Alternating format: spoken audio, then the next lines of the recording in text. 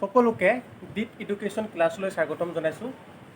আমি Assam police forest exam যিবোৰ upcoming exam আহি আছে তাৰ কাৰণে আমি মেথছৰ কিছুমান কনচেপ্টৰ লগতে শ্বৰ্ট ট্ৰিক শিকি আছিলোঁ। আমি নম্বৰ ছিষ্টেম পাৰ্ট 1 কৰিলোঁ, তাত আমি কনচেপ্টটো শিকিলোঁ, লগতে কিছুমান শ্বৰ্ট ট্ৰিক্সো কৰিছিলোঁ। আজি আমি নম্বৰ ছিষ্টেমৰ পাৰ্ট 2 কৰিম। আমি এই নম্বৰ ছিষ্টেম পাৰ্ট 2ত কিছুমান শ্বৰ্ট ট্ৰিক্সো কৰিম আৰু লগতে আমি নম্বৰ ছিষ্টেম পাৰ্ট 1ত যিবোৰ কৰি আহিলোঁ তাৰ ওপৰত কেইটামান কুৱেশ্যনো কৰিম। এতিয়া আমাৰ প্ৰথম কুৱেশ্যনটো হ'ল find the value of 1 cube plus 2 cube plus 3 cube plus up two 10 term. অৰ্থাৎ আমাক এটা টাৰ্ম দিছে, আমাক এটা ছিৰিজ দিছে। এই ছিৰিজটোৰ আমাক কি উলিয়াব দিছে, ভেলু উলিয়াব দিছে আৰু এনচাৰ দিছে 55, 3025, 2025 এণ্ড 95। এনেকুৱা ধৰণৰ কুৱেশ্যন এক্সামত আহে আৰু এনেকুৱা ধৰণৰ কুৱেশ্যনৰ যিটো ফৰ্মুলা, সেই ফৰ্মুলাটো মই আগৰ ক্লাছটোত কৈছিলোঁ। গতিকে এইটো আমি এতিয়া সলিউশ্যন কৰিম। সলিউশ্যন প্ৰথম আমি পুৰা ডিটেইলছত কৰিম। সলিউশ্যন আমি শিকিছিলোঁ যেতিয়া কি হয় 1 cube plus 2 cube plus 3 cube plus 4 cube plus up to n cube equal আমাৰ ফৰ্মুলাটো কি আছিলে, n of n plus 1 divide by 2 whole square. এই ফৰ্মুলাটো আমি আগৰ ক্লাছটোত কৰি আহিছোঁ। এতিয়া আমাৰ এই কুৱেশ্যনটো, এই যিটো আমাক কুৱেশ্যন দিছে, এই কুৱেশ্যনটো আমাৰ এই ফৰ্মুলাটোত বনি আছে। গতিকে আমি কুৱেশ্যনটো আমি কেনেকৈ লিখিব পাৰিম, 1 cube plus 2 cube plus 3 cube plus up two, আমাক ইয়াত দিছে আপ টু 10 টাৰ্ম, মানে 10 কিউবলৈকে আমাক উলিয়াব দিছে। আপ টু 10 টাৰ্ম মানে আমাক কি বুজিব লাগিব, আমাক 10 কিউবলৈকে উলিয়াব দিছে। এতিয়া আগত n আছিল কাৰণে আমাৰ ফৰ্মুলাটো এইটো আছিলে। গতিকে আমি যেতিয়া n-ৰ ঠাইত এই ফৰ্মুলাটোত 10 বহাই দিওঁ, তেতিয়া এনচাৰটো কিমান হ'ব, হিয়েৰ n ইকুৱেল কিমান আমাৰ 10। দেয়াৰফৰ আমি কি কৰিম, n of n plus 1 divided by 2 whole square.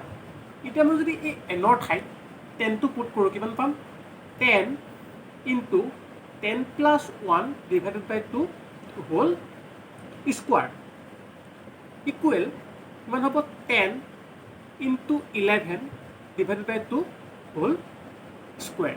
গতিকে কিমান হ'ব, 2 5 যা 10। গতিকে কিমান হ'ব, 11 ইনটু 5 কিমান হ'ব, 55 স্কোৱাৰ।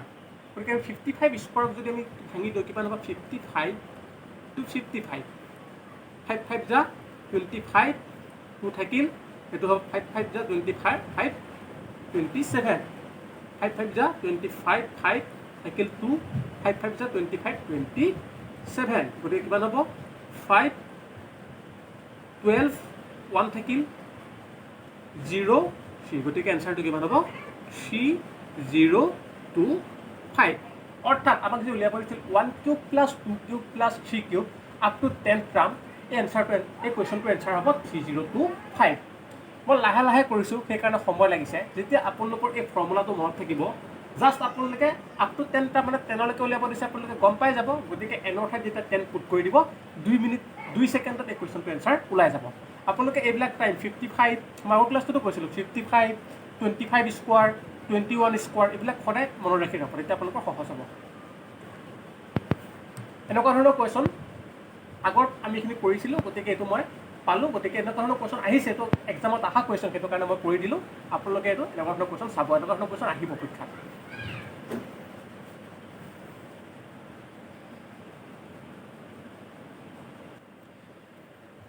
এতিয়া আমি কুৱেশ্যন নম্বৰ 2টো কৰিম।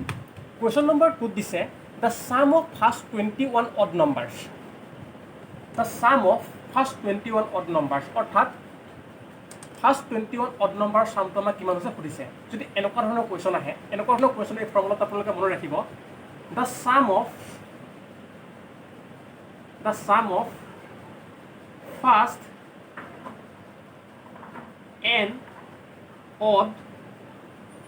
n odd numbers equal n square. The sum of first n odd numbers equal n square. এতিয়া আমাৰ n ৰ ঠাইত কিমান আছে, 21 আছে। গতিকে 21ক আমি যদি স্কোৱাৰ কৰি দিওঁ কিমান হ'ব, 21 স্কোৱাৰ। 21 স্কোৱাৰ ভেলু কিমান, 4 441 গতিকে আমাক দিয়া এই কোৱেশ্যনটোৰ এনচাৰটো হ'ব 441 গতিকে এই ফৰ্মুলাটো আপোনালোকে মনত ৰাখিব এই ফৰ্মুলাটো হ'ল the sum of first n odd numbers equal n square গতিকে এনৰ ঠাইত আমাৰ কিমান আছিল 21 আছিলে গতিকে 21 স্কোৱাৰ ইকুৱেল 441 এই কোৱেশ্যনটো এক্সামত আহা গতিকে এই কোৱেশ্যনটো মই পালোঁ গতিকে আপোনালোকক কৰি দিলোঁ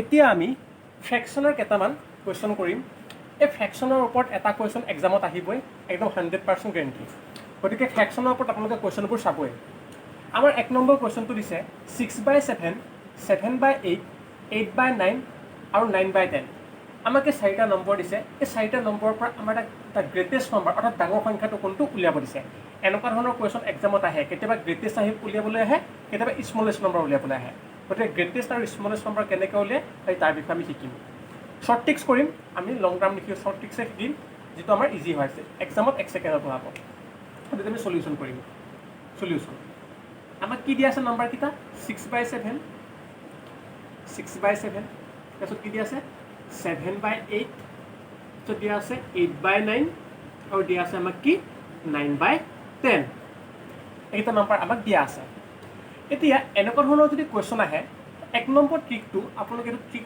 1 হয় এইটো মনত ৰাখিব ট্ৰিক 1 এনেকুৱা ধৰণৰ কুৱেশ্যন আহিলে আপোনালোকে ফাৰ্ষ্ট চাব যে সিহঁতৰ ডিফাৰেঞ্চটো ছেম আছে নেকি ডিফাৰেঞ্চ মানে কি 7 - 6 আমি যদি 7ৰ পৰা 6 মাইনাছ কৰোঁ 7ৰ পৰা 6 মাইনাছ ডিফাৰেঞ্চটো কিমান হ'ব 1 তেনেকৈ 8ৰ পৰা 7 মাইনাছ কৰিলে কিমান হ'ব ডিফাৰেঞ্চ কিমান হ'ব 1 9 - 8 কিমান হ'ব 1 ঠিক তেনেকৈ 10 - 1 10 - 9 ইকুৱেল 1 অৰ্থাৎ ইয়াত আমাৰ যিটো আমাক যিকেইটা নাম্বাৰ দিছিলে যিকেইটা ফ্ৰেকশ্যন দিছিলে নাম্বাৰ নহয় ফ্ৰেকশ্যন দিছিল সেই ফ্ৰেকশ্যনকেইটাৰ গোটেইকেইটাৰ ডিফাৰেঞ্চটো কিমান হৈছে 1 হৈ আছে মানে ছেম যদি এনেকুৱা ধৰণৰ ফ্ৰেকশ্যনৰ ক্ষেত্ৰত ডিফাৰেঞ্চটো ছেম থাকে তেতিয়াহ'লে আমি কি কৰিম আমাৰ যিটো ফ্ৰেকশ্যনৰ নিউমাৰেটৰ মানে কি লগ অসমীয়াত কি কয় লগ আৰু ইংলিছত কয় নিউমাৰেটৰ মানে কি ওপৰটো আৰু ডিনমিনেটৰ মানে কি তলৰটো আৰু ইংলিছত হৰ বুলি কয় অসমীয়াত হৰ বুলি কয় গতিকে আমাৰ এনেকুৱা ধৰণৰ যদি চিৰিজ আহে এনেকুৱা ধৰণৰ যদি আমাৰ ফ্ৰেকশ্যন আহে যিটো ফ্ৰেকশ্যনৰ নিউমাৰেটৰটো চবতকৈ ডাঙৰ সেইটোৱে হ'ব ইয়াৰ এনচাৰ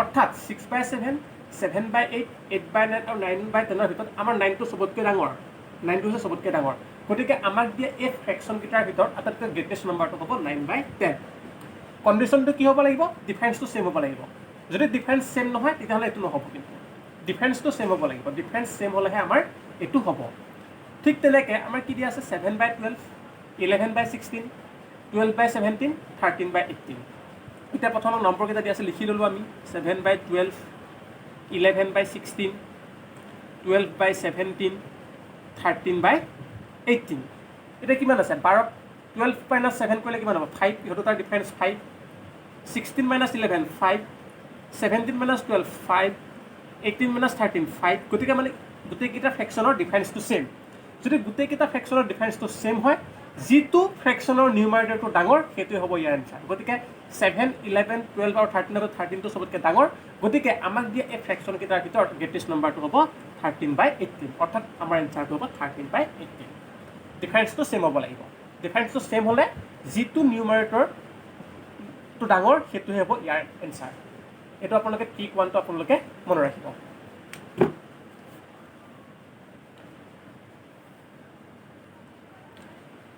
এতিয়া আমি ফ্ৰেকশ্যনৰ ট্ৰিক 2টো শিকিম আমাৰ ডিফাৰেঞ্চটো ছেম থাকিলে যিটো ফ্ৰেকশ্যনৰ নিউমাৰেটৰটো ডাঙৰ সেইটো হ'ব গ্ৰেটেষ্ট নম্বৰ সেইটো আমি শিকিলোঁ এতিয়া এনেকুৱা ধৰণৰ কুৱেশ্যন যদি আহে কি আছে 4/7 7/8 3/5 5/13 এটা গ্ৰেটেষ্ট ফ্ৰেকশ্যন অৰ্থাৎ আমাক এই যিকেইটা আমাক 4টা ফ্ৰেকশ্যন দিছে সেই ফ্ৰেকশ্যনকেইটাৰ পৰা গ্ৰেটেষ্ট ফ্ৰেকশ্যনটো উলিয়াব দিছে গতিকে আমি এতিয়া সলিউশ্যন কৰিম সলিউশ্যন আমাক দিয়া আছে কি দিয়া আছে 4/7 7/8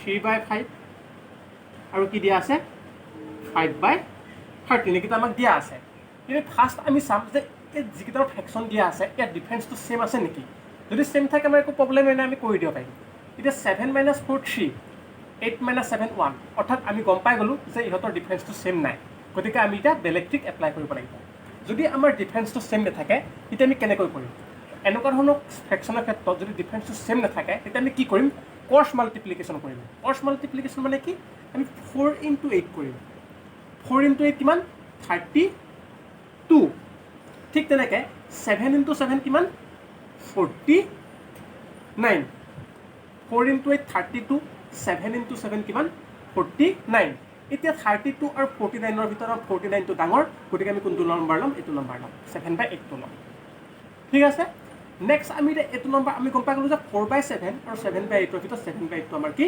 গ্ৰেটেষ্ট নম্বৰ ঠিক তেনেকৈ আমি এইটো নম্বৰ আৰু 7/8 আৰু 3/5 ল'ম এতিয়া 7 into 5 কিমান 35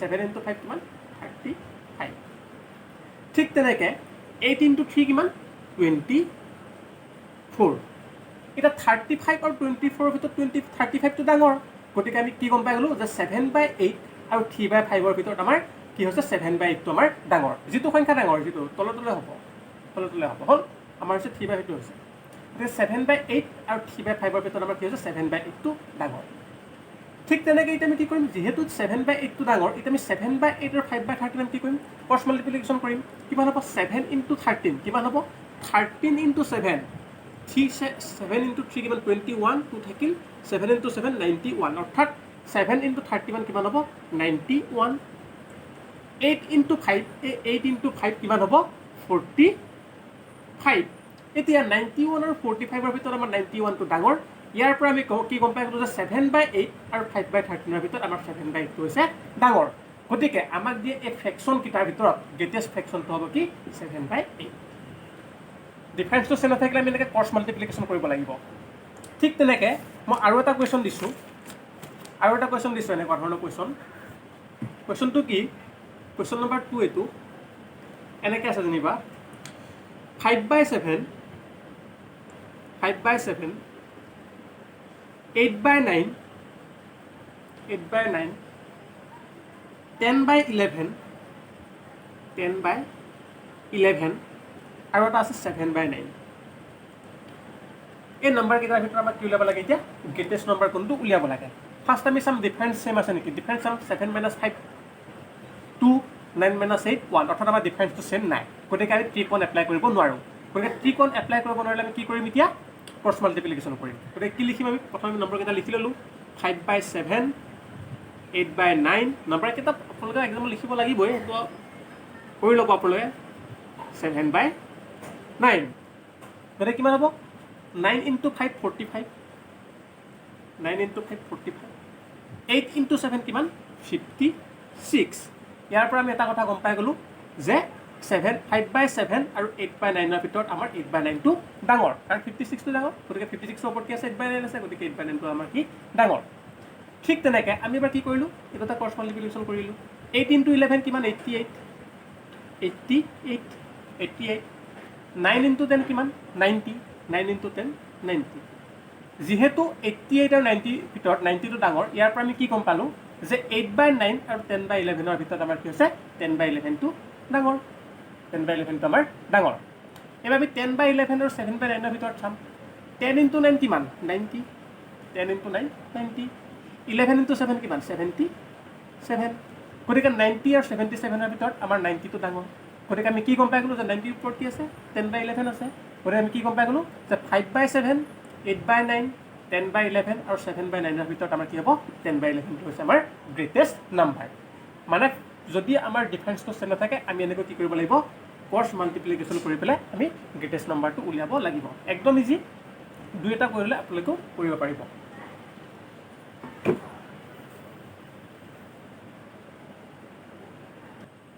এতিয়া আমি ফ্ৰেকশ্যনৰ স্মলেষ্ট ফ্ৰেকশ্যন কেনেকৈ ওলায় সেই বিষয়ে শিকিম আমি আগতে গ্ৰেটেষ্ট ফ্ৰেকশ্যন শিকিলোঁ যদি ডিফাৰেন্সটো চেম থাকে যিটো ফ্ৰেকশ্যনৰ নিউমাৰেটৰটো ডাঙৰ সেইটো হৈছে গ্ৰেটেষ্ট আৰু যদি আমাৰ ডিফাৰেন্সটো চেম নাথাকে আমি ক্ৰছ মাল্টিপ্লিকেশ্যনৰ দ্বাৰা আমি কোনটো গ্ৰেটেষ্ট উলিয়াব পাৰিম আমি সেইখিনিলৈকে শিকিলোঁ এতিয়া আমাক কি দিয়া আছে সলিউশ্যন কৰিম এতিয়া আমি কি দিয়া আছে 6/7 7/8 8/9 আৰু কি দিয়া আছে 9/10 আমাক এই চাৰিটা ফ্ৰেকশ্যন দিছে এই চাৰিটা ফ্ৰেকশ্যনৰ পৰা স্মলেষ্ট ফ্ৰেকশ্যনটো আমাক উলিয়াব দিছে গতিকে আমি আগৰ নিচিনা চাম যে ইহঁতৰ ডিফাৰেন্সটো চেম আছে নেকি 7 - 6 1 8 - 7 1 9 - 8 1 10 - 9 1 অৰ্থাৎ ইহঁতৰ ডিফাৰেন্সটো চেম আছে গতিকে আমাক স্মলেষ্ট ফ্ৰেকশ্যন উলিয়াব দিছে গতিকে যিটো ফ্ৰেকশ্যনৰ সকলোতকৈ নিউমাৰেটৰটো চবতকৈ সৰু সেইটোৱে হ'ব ইয়াৰ স্মলেষ্ট ফ্ৰেকশ্যন। গতিকে এতিয়া কি হ'ব 6/7, 7/8, 8/9 আৰু 9/10 ভিতৰত আমাৰ 6টো হৈছে চবতকৈ সৰু। গতিকে আমাক দিয়ে এই ফ্ৰেকশ্যনকেইটাৰ ভিতৰত স্মলেষ্ট ফ্ৰেকশ্যনটো হ'ব 6/7। যদি গ্ৰেটেষ্ট ফ্ৰেকশ্যন উলিয়াব দিয়ে যিটো নিউমাৰেটৰ ডাঙৰ সেইটো হ'ব গ্ৰেটেষ্ট ফ্ৰেকশ্যন, আৰু যদি স্মলেষ্ট ফ্ৰেকশ্যন উলিয়াব দিয়ে যিটো নিউমাৰেটৰ চবতকৈ সৰু সেইটো হ'ব স্মলেষ্ট ফ্ৰেকশ্যন। ডিফাৰেঞ্চটো ছেম হ'ব লাগিব সেইটো কণ্ডিশ্যনৰ ক্ষেত্ৰত। ঠিক তেনেকৈ আমি কুৱেশ্যন নম্বৰ 2 এটা কৰিব পাৰোঁ। কুৱেশ্যন নম্বৰ 2 আমি এনেকৈ কৰিব পাৰোঁ 11/16, 7/12, 7/12, ঠিক তেনেকৈ 12/17, 12/17 আৰু এটা আছে যেনিবা 13/18। এতিয়া ইহঁতৰ ডিফাৰেঞ্চটো 16 - 11 5, 12 - 7 5, 17 - 12 5, 18 - 13 5, অৰ্থাৎ ইহঁতৰ গোটেইকেইটাৰ ডিফাৰেঞ্চটো ছেম। গতিকে এই যিকেইটা ফ্ৰেকশ্যন দিয়া আছে সকলোতকৈ সৰু নিউমাৰেটৰ কোনটো 7, গতিকে আমাক দিয়ে এই ফ্ৰেকশ্যনকেইটাৰ ভিতৰত স্মলেষ্ট ফ্ৰেকশ্যনটো হ'ব 7/12। এনেকুৱা ধৰণৰ কুৱেশ্যন আহিলে আপোনালোকে যদি ডিফাৰেঞ্চটো ছেম থাকে এনেকৈ উলিয়াব।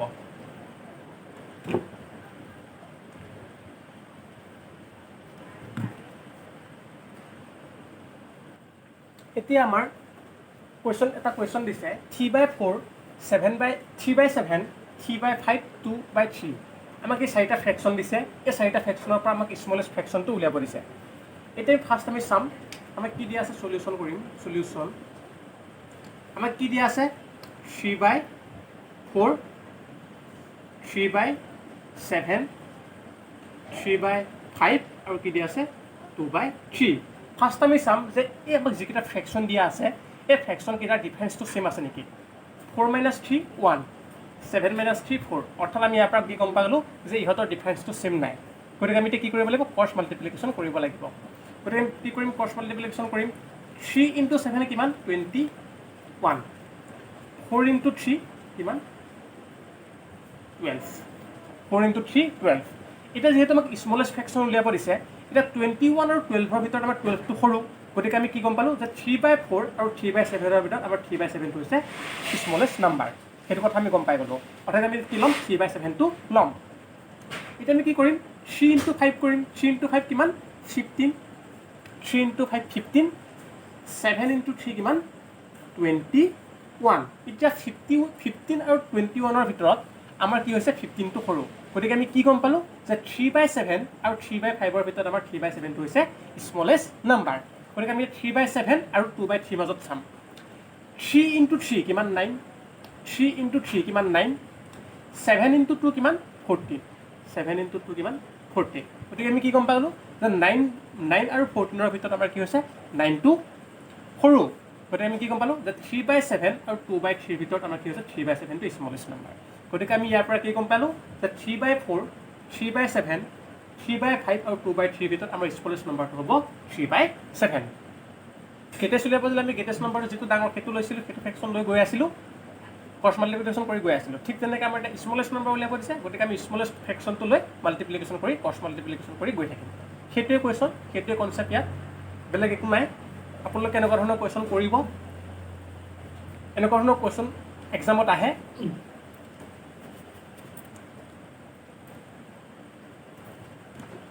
আপোনালোকে যদি ইয়াত কিবা বুজি পোৱা নাই মোৰ কমেণ্ট ছেকশ্যনত জনাব। আজিৰ ক্লাছটো মই এইখিনিতে শেষ কৰিলোঁ। আৰু ভিডিঅ'টো যদি আপোনালোকে ভাল পালে লাইক কৰিব, কমেণ্ট কৰিব আৰু চেনেলটো ছাবস্ক্ৰাইব কৰিবলৈ নাপাহৰিব। আৰু সকলোলৈ শ্বেয়াৰ কৰিব। মই নম্বৰ ছিষ্টেমৰ পাৰ্ট 2 পঢ়ালোঁ। আমি ইয়াৰ পিছৰ ক্লাছটোত LCM and HCF, LCM আৰু HCFৰ ওপৰত কুৱেশ্যন এটা আহেই। গতিকে আমি ইয়াৰ পিছৰ ক্লাছটোত LCM আৰু HCFৰ বিষয়ে শিকিম। আমি যি ফ্ৰেকশ্যনৰ যিকেইটা ইম্পৰ্টেণ্ট কুৱেশ্যন আহিব লগা আছে সেইকেইটা কুৱেশ্যন আমি আজি কৰিলোঁ। Thank U.